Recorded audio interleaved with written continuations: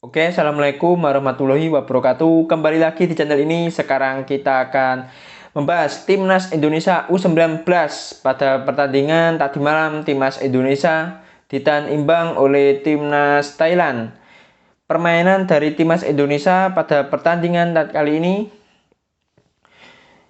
babak pertama, Timnas Indonesia U19 bermain bagus, menguasai jalannya pertandingan dan mendominasi, dan beberapa kali mendapatkan peluang, hampir saja mencetak gol pada babak pertama tetapi tidak berhasil memanfaatkan peluang ada. Terus babak kedua, Timnas Indonesia permainannya menurun, sementara Timnas Thailand U19 bermain agresif pada babak kedua dan mendapatkan beberapa peluang, dan untung saja kiper dari Timnas Indonesia yaitu Cahya Supriyadi bermain sangat bagus sekali pada pertandingan kali ini dan menyelamatkan peluang-peluang berbahaya dari para pemain Timnas Thailand. Untung saja kipernya bagus. Kenapa Timnas Indonesia pada babak pertama bermain bagus dan babak kedua bermain buruk? Karena satu, yaitu pemain andalan dari Timnas Indonesia U19 yaitu Marcelino Ferdinand cedera. Itu sangat berpengaruh dengan permainan dari Timnas Indonesia U19 pada pertandingan kali ini. Timnas Indonesia terlalu bergantung pada Marcelino Ferdinand dan itu tentu saja tidak baik bagi permainan dari Timnas Indonesia. Harusnya semua pemain juga harus bermain bagus, walaupun ada Marcelino Ferdinand, tidak ada Marcelino Ferdinand, harus bermain bagus. Semua pemain harus siap mental, harus permainannya juga harus bagus. Dan setelah Piala AFF ini, Timnas Indonesia juga harus mengevaluasi kekurangan-kekurangan itu dan harus mencari para pemain yang kualitasnya bagus kalau bisa ya. Jujur, kalau untuk para pemain ini gue rada kurang srek secara permainan, tapi ya pemain ini mudah-mudahan kedepannya juga harus memperbaiki kekurangan-kekurangan masing-masing. Setelah Piala AFF ini kan Timnas Indonesia akan berlaga di kualifikasi Piala Asia U19. Terus tahun depan akan bermain di Piala Dunia U20. Tentu saja lawannya lebih berat daripada Thailand dan Vietnam juga.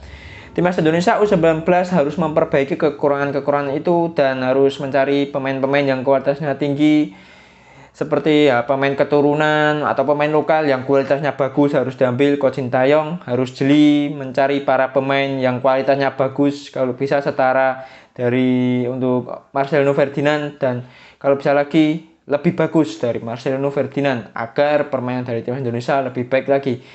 Dan sekarang bahas hasil imbang ini. Hasil imbang ini tentu saja Indonesia masih memiliki peluang untuk lolos dari grup ini dan memasuki babak semifinal. Masih ada peluang dan Timnas Indonesia harus bisa memaksimalkan dua pertandingan terakhir, yaitu melawan Timnas Filipina U19 dan yang terakhir melawan Timnas Myanmar U19.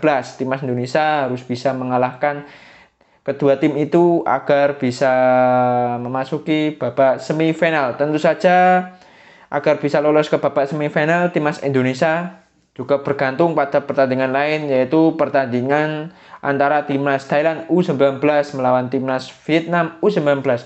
Mudah-mudahan pertandingan itu hasilnya imbang dan Timnas Indonesia bisa mengalahkan kedua tim selanjutnya agar bisa lolos dan harus memperbaiki kekurangan-kekurangan itu. Dan pada pertandingan kali ini Timnas Indonesia menggunakan formasi 3-4-3. Di posisi jaga gawang ada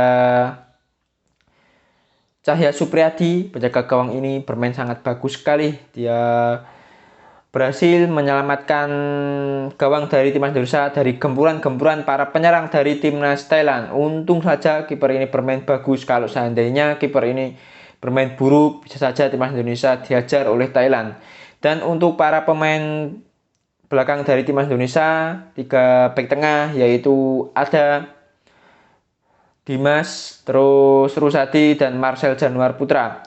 Mereka bertiga kalau boleh jujur mainnya kurang maksimal, sering kali salah-salah passing dan bertahannya juga sering membuat kesalahan. Tapi untung saja kipernya bagus. Harus diperbaiki kekurangan-kekurangan itu. Dan satu lagi tuh, kalau membangun serangan para pemain bertahan ini passing-passingnya jelek seperti tadi bilang, begitu kesulitan dan passingnya jelek, selalu saja long ball yang tidak diperlukan. Kalau dipres oleh para pemain timnas Thailand, mereka tuh gugup dan akhirnya long ball yang tidak terarah sama sekali. Terus pemain wingback kanan dan wingback kiri, yaitu ada Kakang dan Tata, Mikael Tata maksudnya namanya. Dan Kakang pada babak pertama bagus mainnya pemain ini. Dia seringkali membantu serangan dan rajin membantu pertahanan, rajin kembali ke pertahanannya. Dia bagus pada babak pertama. Memasuki babak kedua, permainannya agak menurun. Mungkin fisiknya sudah terkuras. Terus di posisi back kirinya, wing back kirinya ada Mikael Tata. Mikael Tata pada pertandingan kali ini bermain buruk, khususnya babak kedua, dan akhirnya dia digantikan oleh Subhan Fajri kalau nggak salah itu yang menggantikan. Dan untuk pemain tengah, dua gelandangnya yaitu ada Marcelino Ferdinand dan Akan. Marcelino Ferdinand pemain paling berpengaruh bagi permainan dari timnas Indonesia. Pas masih ada Marcelino Ferdinand, babak pertama permainan dari timnas Indonesia bagus, menguasai jalannya pertandingan, tetapi setelah Marcelino Ferdinand keluar karena cedera, permainan dari timnas Indonesia menurun, ancur-ancuran mainnya.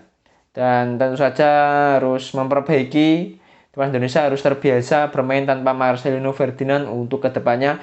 Dan mudah-mudahan Marcelino Ferdinand bisa pulih dari cedera dan bisa berkontribusi untuk timnas Indonesia, bermain dan berkontribusi maksudnya. Dan untuk Arhan, dia bermain bagus pada pertandingan kali ini. Dia bekerja keras pada pertandingan kali ini. Dia ngotot sekali mainnya. Dia rajin membantu penyerangan.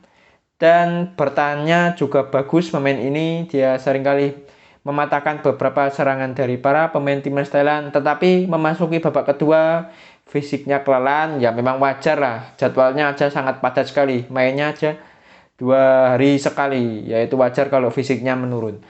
Terus di posisi penyerang ada 3 penyerang, yaitu ada Ferdiansyah di posisi winger kanan dan di winger kiri Ronaldo Kuateh. Terus target mainnya ada Hoki Caraka. Ferdiansyah bermain lumayan mainnya, dia mendapatkan beberapa peluang, juga mengancam pertahanan dari pemain Thailand, tetapi masih ada kekurangan-kekurangan yang harus diperbaiki. Terus Ronaldo Kuateh pada pertandingan kali ini, pemain ini begitu kesulitan untuk menerobos para pemain bertahan dari timnas Thailand. Dia juga beberapa kali mendapatkan beberapa peluang dan hampir saja mencetak gol pada babak pertama, ya tapi tidak gol. Terus pemain ini harus memperbaiki, dia itu memiliki potensi untuk bermain bagus, berkembang. Ya memang masih ada banyak kekurangan untuk Ronaldo Kuateh, tapi harus memperbaiki kekurangan-kekurangan itu. Sementara posisi target man ada Hoki Caraka.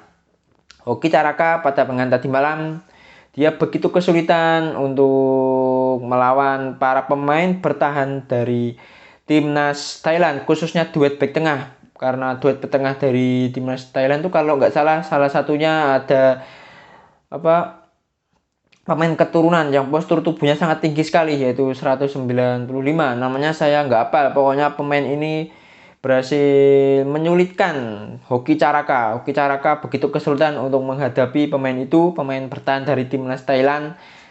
Dan untuk pemain cadangannya yang dimainkan ada Ferrari menggantikan Marcelino Ferdinand. Dia lumayan mainnya untuk bertahan.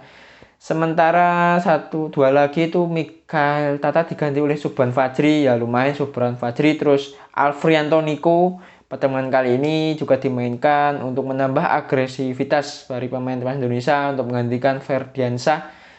Juga tidak bisa berbuat banyak pemain ini. Dan ada siapa itu? Strikernya itu Raza juga tidak bisa berbuat banyak pertandingan kali ini. Terus satu lagi yang dimainkan saya lupa namanya. Dan Thailand pada pertandingan kali ini menggunakan formasi 4-4-2 dengan mengandalkan para pemain ya nggak apal namanya. Ada back tengah yang posturnya sangat tinggi. Back tengah itu merepotkan para penyerang dari timnas Indonesia. Terus mudah-mudahan kedepannya timnas Indonesia bisa lebih baik dan mudah-mudahan permainannya lebih baik. Timnas Indonesia harus memperbaiki kekurangan-kekurangan itu sedikit demi sedikit agar permainan dari timnas Indonesia bisa lebih baik dan bisa berkembang, bisa lebih baik lagi pokoknya. Terus sampai di sini saja perjumpaan kali ini. Kalau ada salah-salah kata dari saya, mohon dimaafkan. Saya akhiri. Wassalamualaikum warahmatullahi wabarakatuh.